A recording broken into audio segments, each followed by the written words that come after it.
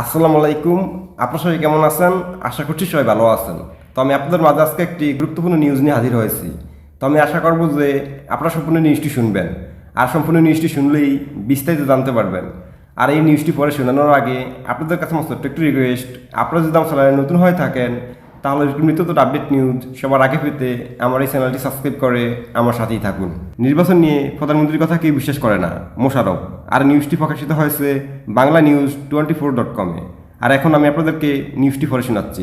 প্রধানমন্ত্রী আগামী নির্বাচন নিয়ে যা বলেছেন তাই দেশের মানুষ বিশ্বাস করে না বলে মন্তব্য করেছেন বিএনপির স্থায়ী কমিটির সদস্য ডক্টর খন্দকার মোশাররফ হোসেন।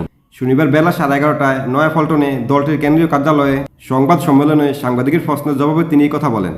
আগামী নির্বাচন আবাদ সুষ্ঠু, নিরপেক্ষ ও প্রতিযোগিতামূলক হবে জাতির উদ্দেশ্যে দেওয়া প্রধানমন্ত্রীর এই ভাষণের দৃষ্টি আকর্ষণ করলে ডক্টর মোশাররফ বলেন, প্রধানমন্ত্রী গতকাল আগামী নির্বাচনের বিষয়ে আশ্বাস দিয়েছেন। আমরা তো একটা না, ওনাদের দুটি সরকারের নির্বাচন আগেই দেখেছি।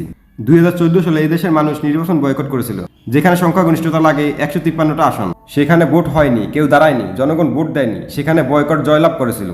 সেটাতে গায়ের জোরে আমলিক সরকার গঠন করেছিল। তিনি আরো বলেন, 2018 সালে শুধু আমরা না, আজকে আন্তর্জাতিকভাবে স্বীকৃতি যে দিনের ভোট রাতে ডাকাতি হয়েছিল। জাপানের রাষ্ট্রদূত নিজে বলেছেন, অতএব এই প্রধানমন্ত্রী আগামী নির্বাচন নিয়ে কি বলে এটা আমরা কেন, এদেশের কোনো জনগণ বিশ্বাস করে না।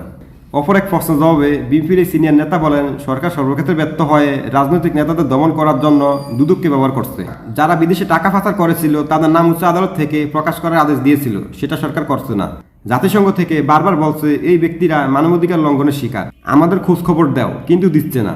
অতএব এটাই এখন সারা বিশ্বে প্রমাণিত যে এই সরকার সর্বক্ষেত্রে ব্যর্থ, দেশকে ধ্বংসের কিনারায় নিয়ে গেছে। সংবাদ সম্মেলনে আরও উপস্থিত ছিলেন স্থায়ী কমিটির সদস্য গয়সন চন্দ্র রায়, সেলিমা রহমান ভাইস চেয়ারম্যান এজেনে মোহাম্মদ আলী, সাংগঠনিক সম্পাদক আব্দুল সালাম আজাদ, স্বেচ্ছাসেবক বিষয় সম্পাদক মি শরাফত আলী সফু, ভারপ্রাপ্ত দপ্তর সম্পাদক সৈয়দ ইমরান সাহেল প্রিন্স প্রমুখ।